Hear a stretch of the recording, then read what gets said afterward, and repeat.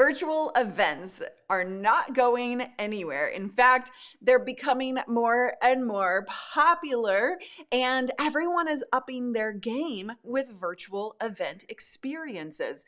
So it kind of means you got to too, because you want yourself to look great, right, on camera while presenting at your event. But you also want it to be a great experience for the viewer. So we're going to talk about virtual event tech, all of the tech you need from simple setups to super pro setups. So let's dig in. And everything that I'm talking about today, I'm using the word virtual event, but of course it can be used for virtual events, this whole tech setup, but it can also be used for webinars, summits, live sales or auctions, live trainings, just a regular Zoom call to make yourself look spectacular. But it can also be used for your live streams, which you know around here is exactly what we teach. So there are going to be a few different maybe adjustments for virtual events, but you could also take this and run with it and adapt it to whatever it is you're trying to accomplish. So let's take a look at what Super Pro looks like. And that looks like this. This is Barry and Blue from Sage Events. They are running they have a virtual event training on virtual events. And this is how they set up their clients. So they are an event production company that went virtual in 2020. And so in order to see your attendees from a presenter standpoint, they do this where they have all of these monitors and TVs so that the presenter can connect to the audience in a much more engaging way. This provides you as a speaker with a much better experience so that you're showing up in a bigger way for your audience. I know me as a speaker, I love to speak on stage. And what I love about it is that I'm really connecting with the audience. I can see if I'm going wrong, or I can see that they're laughing at my jokes, right? With virtual events, that's one of, even though there are so many different platforms available, that's one of the reasons that Barry and Blue talk about how to set up using Zoom so that you can still have that experience, right? So that's Super Pro, and we're going to talk about that. Okay, we're going to talk about that.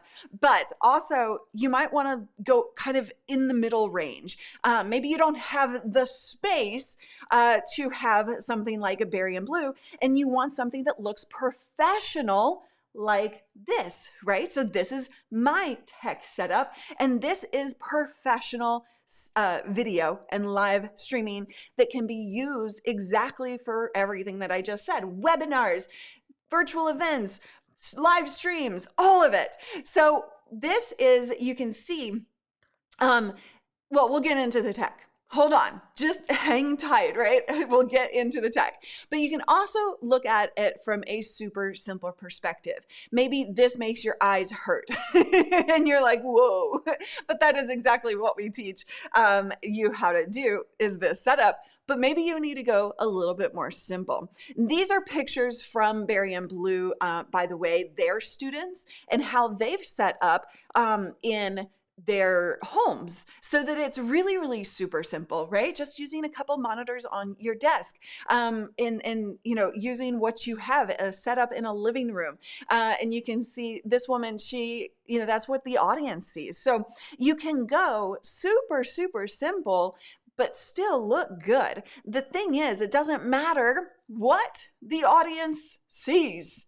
No, sorry. It doesn't matter what you see. I said that totally backwards. It doesn't matter what you see. It only matters what the audience themselves see, right? So if you go back here, this bottom picture is what the audience is seeing. So keep that in mind as you go forward. And the thing is tech is not everything. I'm going to go through all of the tech today. Okay, I'm going to tell you exactly what you need. We're going to talk about capture cards. Somebody was asking in the comments about. We're going to cover all of that.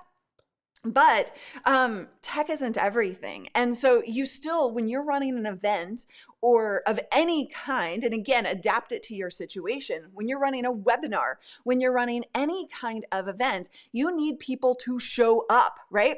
You need people to be engaged to the end. And that is exactly what Barry and Blue are teaching at the virtual event for virtual events. And that is going to make sure that you have all of the pieces of the puzzle, from content planning, making sure that it's going to be a great event, to getting people to engage with you, to getting them to even show up in the first place, to getting them to stick around till the end, and so that you can make more money through your event.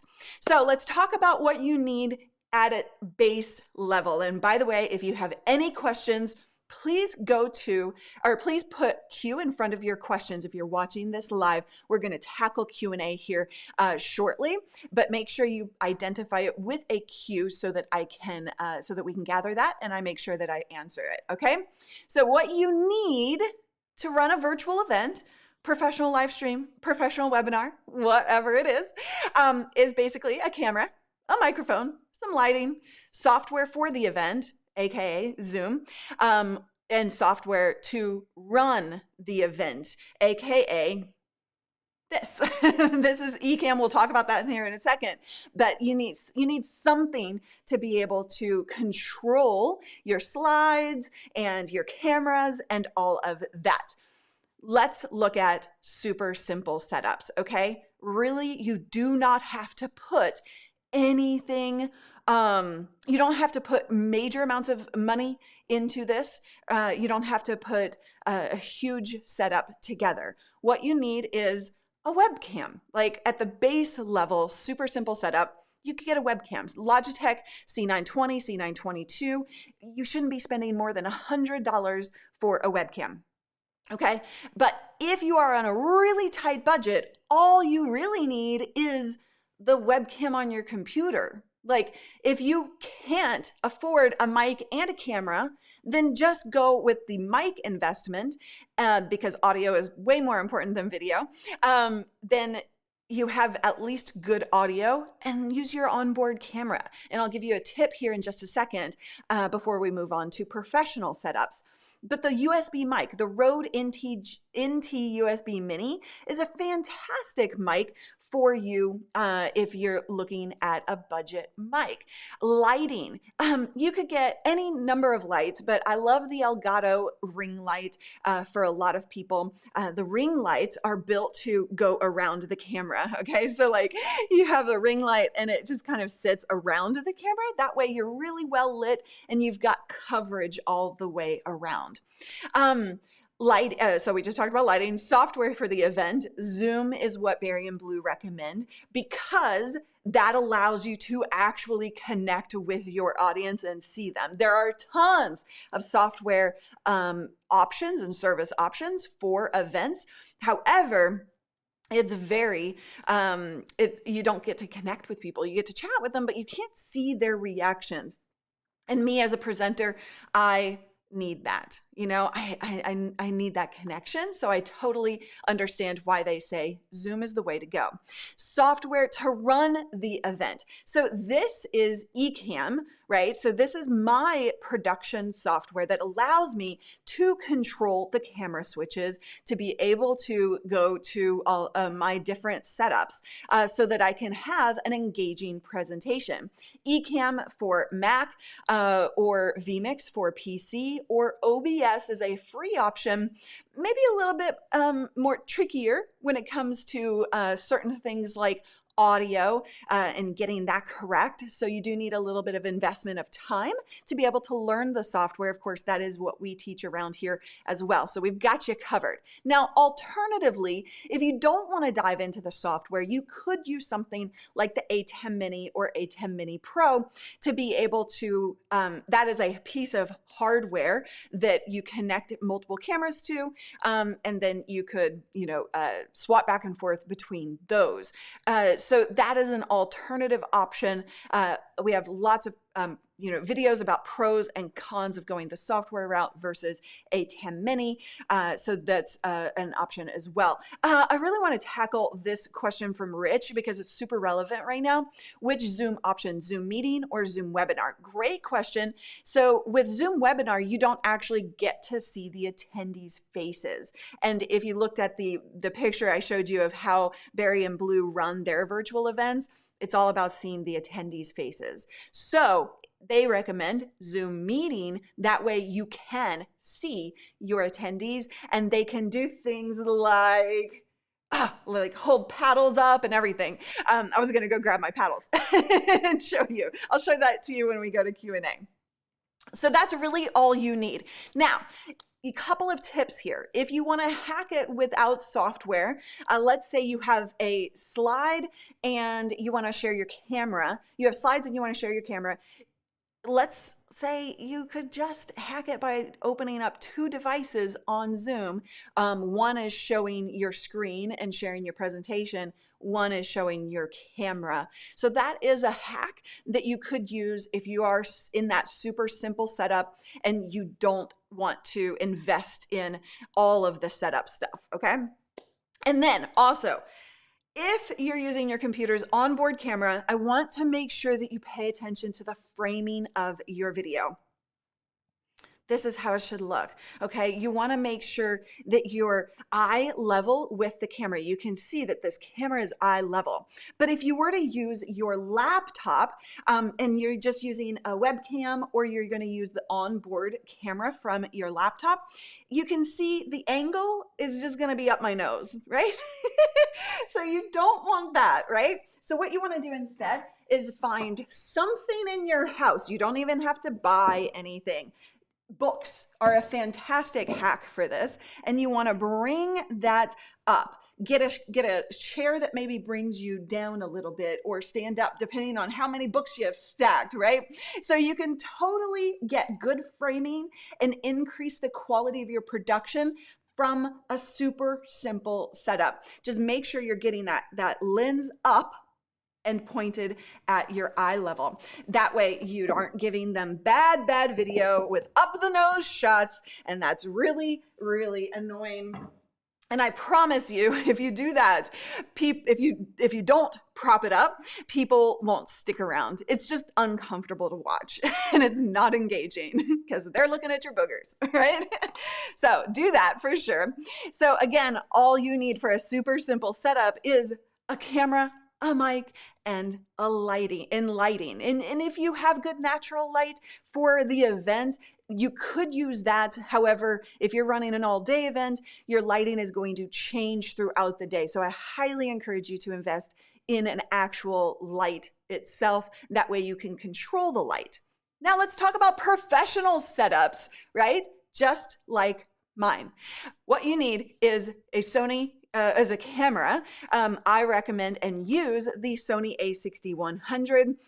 This is a Sigma 16mm f 1.4 lens that I have on it. Now you'll see that this lens gives me a really wide angle.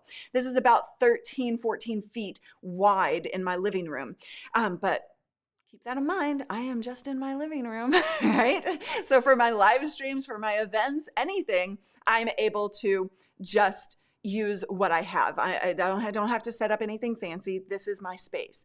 You need a capture card. Now, here's the thing. Some cameras can connect via I should have pulled up. Yeah, here, I did. I'm smart. I actually planned ahead.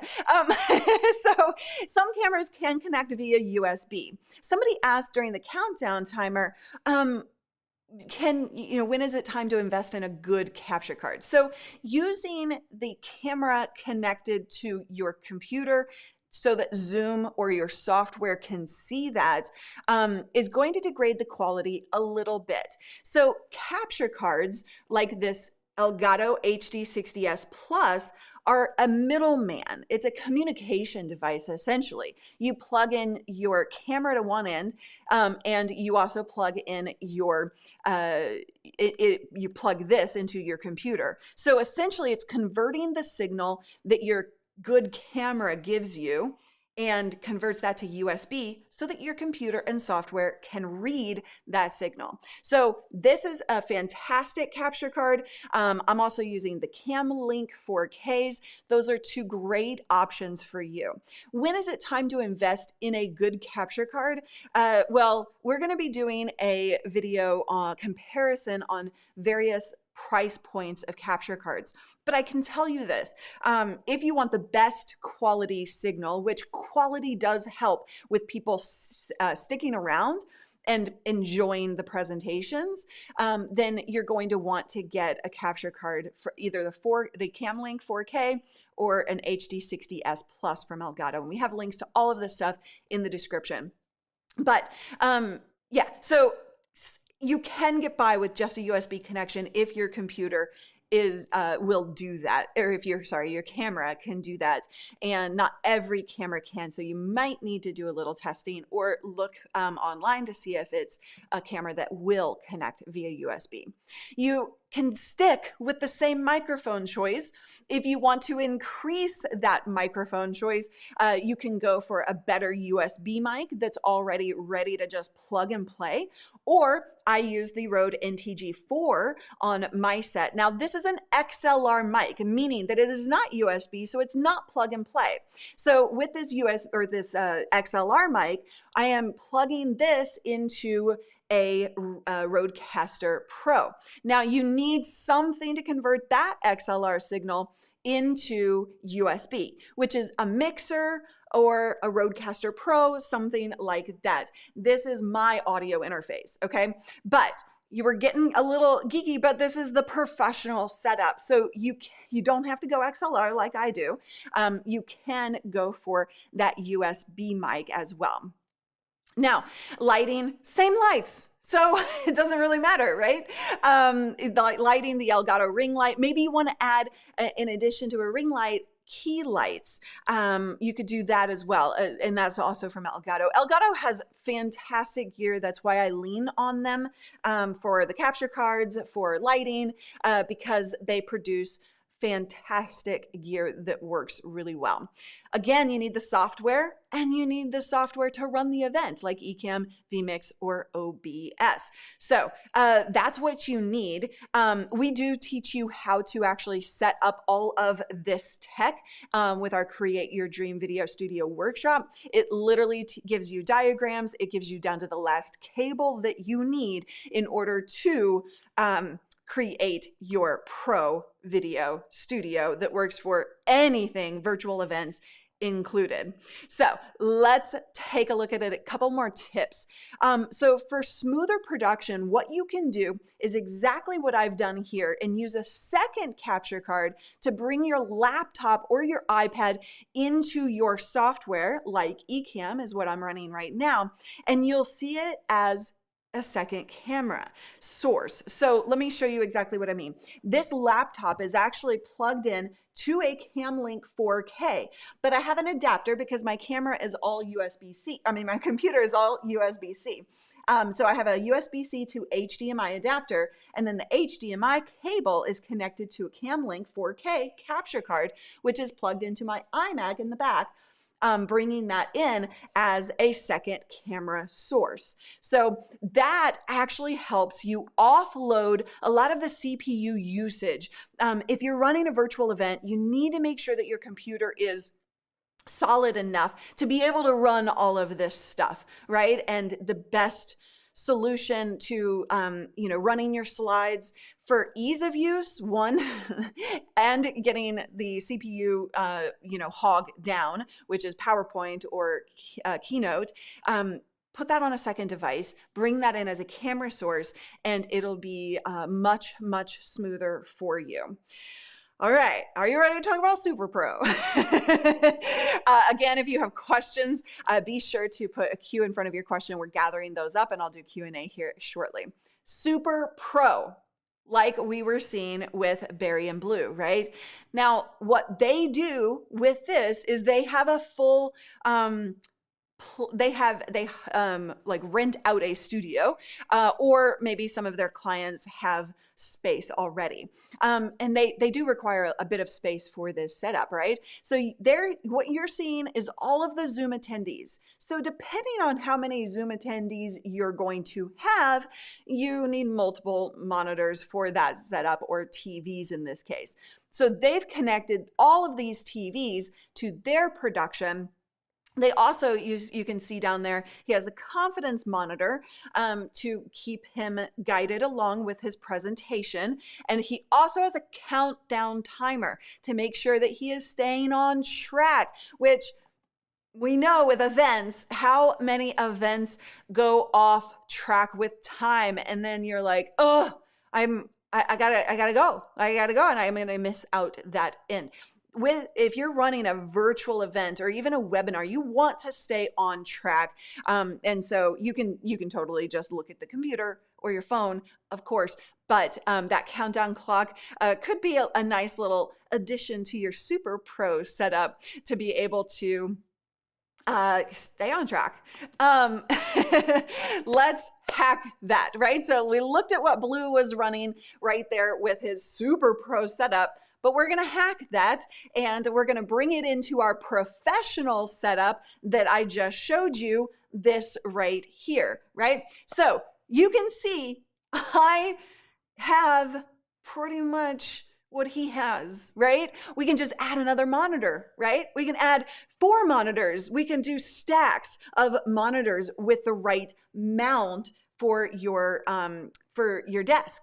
So you could have a monitor up here, you could have a monitor up here, you could have a monitor over here. You could have as many monitors as you wanted to add, but at the core level, your setup is the same as the professional setup.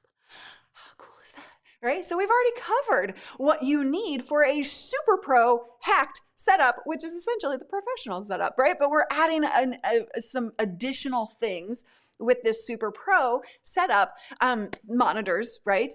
Or you could do the same thing with a teleprompter. So if you have a teleprompter on your camera, then you could actually see all your Zoom attendees on that prompter if you don't want to set up multiple monitors, right? Your computer, most likely, if you are going to go the multiple monitor route, probably won't have as many additional ports as you need. So you might need to add a hub or a dock to that setup, depending again on how many monitors you have. Then the Stream Deck. Stream Deck is one of my favorite pieces of gear. You could use this in the professional setup or the Super Pro hacked setup. But this allows me to control all of my cameras, right? I'm just clicking buttons and I'm going back and forth between my different setup scenes that I've set up. So you've got the Stream Deck here. This allows you to control your entire production with the push of a button. Really, it's all push button simple.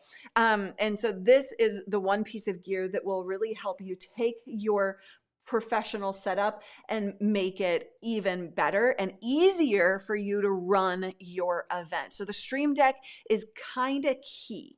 Then you might need, if you did what I was talking about before with bringing your computer in or an iPad in via a second source, then you might need some additional capture cards or computers and cabling for that.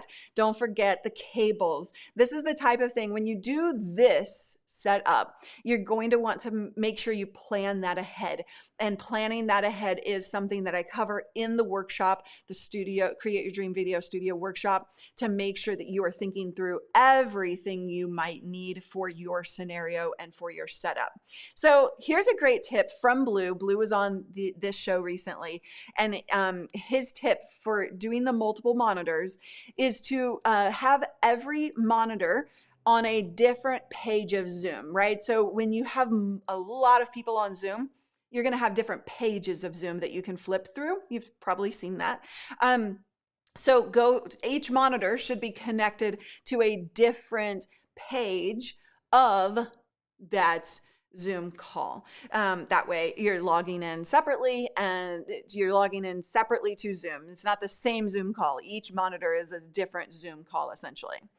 Also, if you want to use a TV on stage beside you. So oftentimes, you know, what we've seen happen in virtual events as we've moved through 2020 and into 2021 is that they're mocking, what they want to do is mock of an actual on-stage experience. And you know how when you go to a physical in-person event, there's the speaker on stage and then there are two big screens on each side of that speaker. So what people are doing now is bringing the TV or a big monitor on set or on stage with the speaker in the virtual event so that you can have that visual as well, right? So you could either bring your content in and via slides like this, or you could do a TV kind of on a stand right beside you.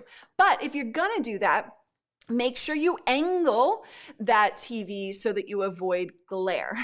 So that's going to be one of your biggest challenges if you choose to bring a TV on stage with you. You could even get a timer clock. I already kind of covered that, but you could get a timer clock to keep you on track if you wanted. But those are going to range from $50 to $100 if you want to invest in that. And look at me, I'm done with the slides. I forgot I was on that on that last slide. Yes, you could also add some fake crowd noise using Epidemic Sound. We have a link that gives you a free 30-day trial. You could totally have some fun with sound effects as well. And you can run all of that through Ecamm or vMix or OBS, the software, and we bring that in via Zoom. Now, here's the deal. You need to know this. If you are going to run, I'm going to open something real quick here to show you.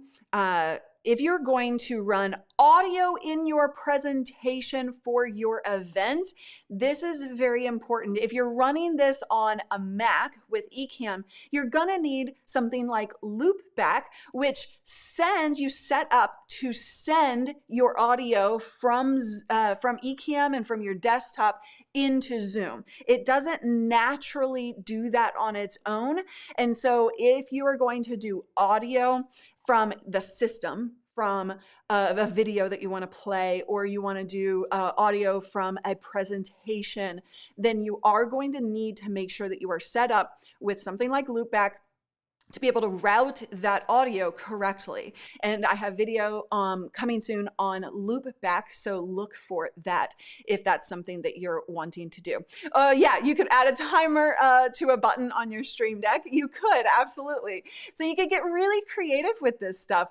I love getting creative with setups. And like I said at the very beginning of this, you can use all of this advice that I'm giving you today for anything. We're talking virtual events, of course, but you can use it for your webinars. You can use it for your summits. You can use it for auctions. You can use it for live trainings, Zoom calls in general to make you look professional, live streams. All of this stuff is applicable. So what I really want to encourage you to do is to adapt. What situation are you looking to accomplish? And I want you to adapt to that, right? So again, if you want to learn how to set up all of the tech, that's at livestreamingpros.com/studio. I will walk you through everything you need to know down to the last cable and diagrams to get something that looks like this. And you can also get virtual event training to get people to show up, stick around till the end, stay engaged, and make more money through your events right here at this link. And that link, all of the links that I'm talking about are in the description. So that is going to cover you from the tech to the strategy, content planning, all of that stuff, the combination of this video with that training.